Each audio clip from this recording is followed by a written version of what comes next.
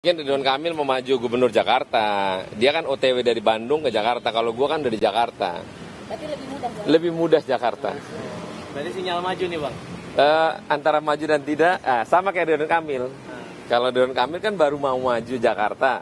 Kalau gua kan udah di Jakarta. Jadi gua anytime gampang gitu. Kalau Ridwan Kamil doang mah gampang lah lawannya. Terlalu mudah. Di tengah kondisi negara yang sedang menantikan pemimpin baru, sejumlah tokoh dan partai politik sudah mulai memanaskan kompetisi jelang pelaksanaan pilkada di DKI Jakarta. Dua nama yang kini sedang menghangat dari sejumlah tokoh yang berpotensi maju di pilkada DKI Jakarta. Mantan Gubernur Jawa Barat Ridwan Kamil dan anggota DPR sekaligus Bendahara Umum Partai Nasdem Ahmad Sahroni. Untuk Ridwan Kamil, Partai Golkar menyatakan RK memang sudah menerima tugas untuk memenangkan pilkada bersama mantan Bupati Tangerang Ahmed Zeki Iskandar. Namun keputusan siapa yang maju di DKI akan tergantung pada hasil survei internal partai. Masuk Pilgub DKI gimana Pak? Udah baliho udah bertebaran nih. Namanya on the way. On the way. Dalam perjalanan. Tapi udah Tapi sudah pasti. Apa? Ahmad Zaki atau Pak Ridwan Kamil? Dua-dua sudah diberikan surat oleh Partai Golkar sebelum pemilu penugasan untuk pilkada. Tapi keputusannya belum jelas ya Pak? Tentu keputusan nanti tergantung daripada survei terakhir. Kalau ada yang Nanti pasti merujuk. Selain survei apa aja pertimbangannya Pak? Apakah misalnya nanti akan dipilih dalam forum khusus atau seperti apa Akan Pak? dipilih dalam forum khusus sesuai dengan jadwal pilkada nanti. Kan jadwalnya kita belum dapat. Oke. Sedangkan untuk Sahroni, Partai Nasdem mengakui popularitasnya di DKI memang tinggi. Sehingga Partai Nasdem menilai Sahroni layak maju di pilkada DKI. Ya, jadi Pak Sahroni ini kan bendahara DPP. Beliau sudah 2 kali menjadi wakil ketua Komisi 3. Memang dan beliau memang populer di Jakarta ya. Pak Sahroni memang banyak digadang-gadang oleh pihak lain, belum oleh DPP, oleh DPP dan dinilai layak untuk sampai kita bercandanya begini. Ini ente melulu DPR RI, udahlah ke sanalah ke balai kota lah, biar ganti. Sementara itu analis politik memprediksi komposisi dukungan politik di Pilpres 2024 masih akan berlanjut di Pilkada DKI Jakarta, khususnya untuk pendukung Anies Baswedan dan Prabowo Subianto. Mereka punya basis, kalau bicara Pilpres, kekuatan 01 dan 02, Prabowo dan Anies Baswedan itu imbang di Jakarta. Nah, kedua-duanya bisa jadi basis. Kalau misalnya masih solid, basis Anies Baswedan, apakah Sahroni akan maju bersama Anies semakin terkonsolidasi, atau Sahroni maju sendiri, ini basisnya Anies Baswedan. Kemudian Ridwan Kamil yang sangat dekat dengan Pak Prabowo, bagian dari mesin politik pengepul suara Pak Prabowo, juga bisa mengandalkan basis Prabowo di Jakarta yang juga kuat berimbang. Selain nama Ridwan Kamil dan Ahmad Sahroni, nama Capres Anies Baswedan, Menteri Sosial Tri Risma Harini, dan mantan Wakil Gubernur DKI Jakarta Ahmad Riza Patria diprediksi akan ikut meramaikan kompetisi Pilkada DKI. Tim Liputan, Kompas TV, Jakarta.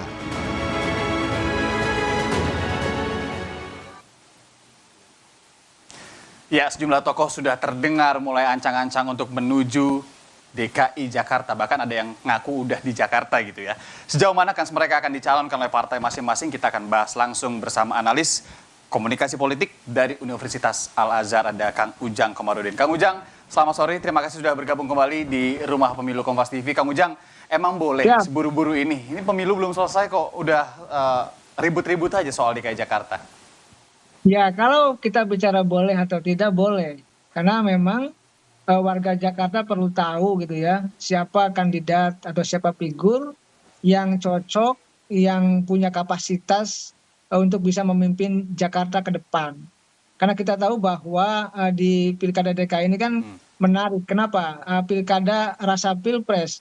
Dan kita sama-sama tahu juga bahwa gubernurnya gitu sudah 2 periode. Kenapa gitu, Kang? Itu menjadi capres, menjadi calon presiden. Oleh karena itu ya diperebutkan oleh banyak tokoh. Jadi kalau bicara pilpres pemilunya belum usai, lalu bicara pilkada, memang harus jauh-jauh hari para kandidat itu bersosialisasi begitu, entah nanti dicalonkan atau tidak, itu urusan lain begitu, Bang. Gimana melihat komunikasi politik keduanya nih. Kita fokus sama RK sama Sahroni, Kang. Yang satu bilang di banner besar OTW Jakarta dengan segala iklan media sosialnya. Sahroni bilang, lawan RK doang gampang, udah di Jakarta. Ya menarik. Ya, dua tokoh yang kelihatannya sama-sama kuat ya. Sama-sama ya punya tiga kekuatan penting dalam memperebutkan dukungan publik. Yang pertama itu adalah soal popularitas. Saya yakin keduanya punya popularitas. Yang kedua soal elektabilitas. Nah, elektabilitas ini kan harus diuji ke depan ketika mereka sosialisasi, ketika mereka muncul, maka nanti akan kelihatan apakah disambut oleh publik atau tidak. Nah, kekuatan elektabilitas ini akan terlihat ketika sudah ada survei. Nah, yang ketiga itu biasanya isi tas. Artinya kekuatan penyokong dana itu ya, itu juga penting dalam konteks untuk bisa keduanya bisa kuat di pilkada nanti. Jadi saya melihat paling tidak tiga kekuatan itulah yang harus dipegang oleh Pak Sahroni maupun RK.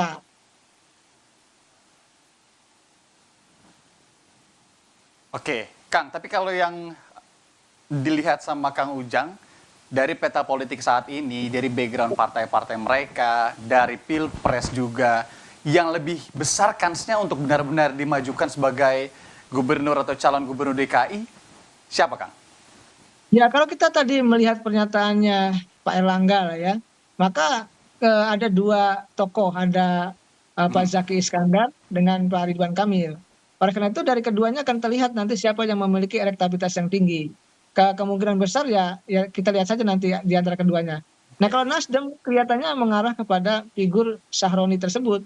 Ya, saya beberapa kali bertemu ya dengan beliau di banyak televisi yang mengatakan saya dapat tugas dari ketua umum katanya untuk maju di Pilkada DKI Jakarta. Dan memang kalau kita bicara soal uang banyak gitu, soal popularitas juga. Di-spill nih berarti. Lalu tinggal bicara soal elektabilitas ke depan yang harus disurvei secara objektif oleh lembaga survei. Jadi saya melihat ya soal peluangnya Pak RK punya peluang, Pak Sahroni juga punya peluang untuk bisa bersaing ke depan. Tentu kita sambil menunggu tokoh-tokoh figur lain yang akan bermunculan ke depan begitu. Kita tahu Nasdem, ketua umumnya Pak Surya Paloh ini langsung ke istana pasca pencoblosan waktu itu, partai atau ketua umum pertama yang kemudian bertemu dengan Joko Widodo saat itu, di luar koalisi Indonesia Maju yang kita tahu secara tidak langsung didukung Jokowi. Apakah mungkin tiba-tiba nanti RK dan Sahroni ini malah bareng-bareng, Kang? Ya, kalau kita bicara mungkin. Di politik tidak ada yang tidak mungkin. Oleh karena itu kalkulasi rasional itu akan dilakukan. Artinya ada kalkulasi bagaimana seandainya mereka berdua bergabung, kemungkinan menangnya seperti apa, siapa lawan-lawan politiknya gitu kan, siapa partai pendukungnya, itu akan dikalkulasi secara matang. Karena bagaimanapun memenangkan pertarungan di DKI itu menjadi gengsi tersendiri. Oleh karena itu kalau soal mungkin gabung atau tidak, dalam politik semuanya serba mungkin. Dan kansnya saya melihat gabungnya itu ya 50-50 gitu. Bisa bergabung, bisa juga tidak. 50-50. Karena konteksnya begini, Kang, meskipun tidak bareng-barengan di kompetisi Pilpres gitu misalnya, tapi bukan tidak mungkin akan gabung di kompetisi Pilkada, kan? Iya, politik kita ini kan cair. Antara kawan dan lawan itu beda-beda tipis. Kita melihat dulu ketika Pilkada Nasdem tidak mendukung Anies. Tapi ketika Pilpres mendukung Anies, ya kan? Jadi semua berubah sesuai dengan katakanlah kepentingan rasionalitas dari partai masing-masing tersebut.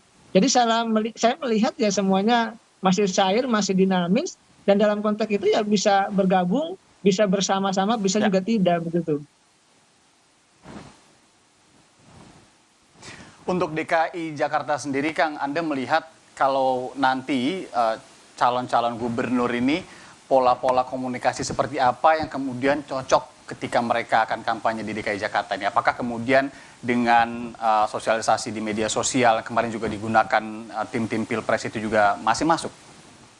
Ya masuk, karena warga Jakarta itu well informed ya, artinya sangat melek informasi dan teknologi karena ada di kota besar gitu.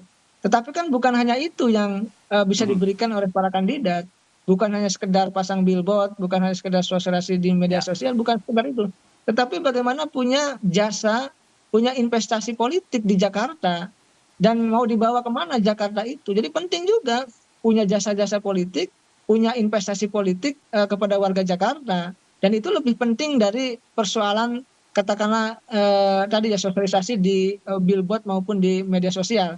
Saya meyakini kalau bentuk komunikasi banyak ya, ada Apakah dia ingin melalui. mengatakan bahwa Sahroni punya kans yang lebih besar untuk kemudian memiliki privilege karena dia sudah di Jakarta? Ya tentu kan dapilnya dapil Jakarta ya, kalau nggak salah Jakarta 3 gitu loh ya. Tentu sudah banyak yang kenal, sudah banyak yang tahu, dan mewakili juga sebagai anggota DPR dari Jakarta. Ya saya melihat kalau itu dijaga gitu, di-maintain ya suaranya, lalu kedekatan dengan warga Jakarta itu dibangun, maka kansnya lebih besar. Tetapi kalau kita lihat kalkulasi jumlah katakanlah mohon maaf ya suku ya, kan di Jakarta itu banyak suku Jawa gitu. Artinya itu juga menjadi kekuatan penting gitu, karena Jakarta itu melting pot, tempat berkumpulnya semua suku budaya. Oke. Dan dalam konteks itu juga ada kalkulasi-kalkulasi yang harus lakukan, misalkan komposisi Betawi Jawa atau Jawa Betawi atau lain sebagainya, itu ke depan kelihatannya harus dibangun secara rasional. Agar apa? Agar betul-betul ya ketika maju ya menang gitu. Ketika maju berhasil, ketika maju didukung oleh warga Jakarta. Ya. Dan saya meyakini ya Kang Ujang. ke depan ya harus punya investasi politik yang besar ya. Mungkin Sahroni salah satu figur yang punya investasi politik yang sudah lama. Sedangkan Ridwan Kamil mungkin baru memulai ya. Apakah Ridwan Kamil nanti mampu menyodok ke depan atau tidak ya tergantung dari penerimaan dari warga Jakarta sendiri begitu. Kalau melihat kans yang lainnya, Kang, misalkan kita melihat hasil pileg kemarin, PKS juga unggul sekali di Jakarta begitu. Akankah kemudian ini menarik sosok-sosok yang kemudian dekat juga dengan PKS, seperti mungkin Pak Anies, Anda melihat masih punya kans nggak untuk kemudian maju lagi di DKI Jakarta? Ya, ruang Pak Anies maju ya terbuka. Tetapi kalau kita bisa kalkulasi partainya mana gitu ya, ya kalau Nasdemnya misalkan ke Pak Sahroni, artinya Anies tertutup. Atau bisa menyandingkan antara Pak Sahroni dengan Pak Anies. Kalkulasi itu pasti akan dihitung. Atau saya dengar juga dulu sebelum Pak Anies maju di Pilpres itu sudah mengumpulkan KTP untuk bisa maju melalui jalur independen gitu, mengumpulkan KTP untuk menjadi calon gubernur dari jalur independen. Jadi kalau soal peluang ada, karena mungkin Anies juga mempersiapkan sejak lama untuk katakanlah maju menjadi calon gubernur yang kedua kali. Karena kan baru sekali, artinya punya kans atau kesempatan untuk maju. Dan tetap saja Anies dalam konteks itu harus dihitung juga. Dan tokoh-tokoh lain kemungkinan akan bermunculan ya, Risma, mungkin juga nanti bisa jadi ada Hidayat Nur Wahid dari PKS. Atau kita tahu PKS itu biasanya kalau PKS merasa kuat, kalau ada yang populer biasanya maju sendiri. Tinggal berkoalisi dengan partai yang mana begitu. Oleh karena itu kita lihat saja dinamikanya ke depan seperti apa.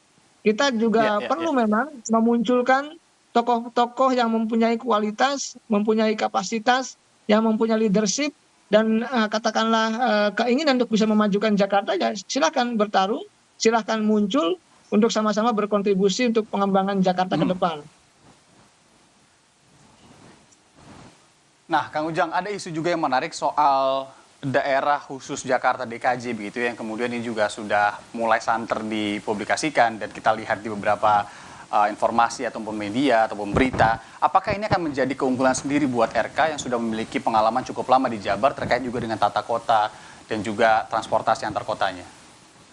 Ya, semua kan bergantung kepada pilihan warga Jakarta ya. Ya mungkin RK punya tadi keunggulan, dia seorang arsitek, pernah pengalaman menjadi gubernur Jawa Barat begitu. Tergantung dari ke depan penerimaan itu.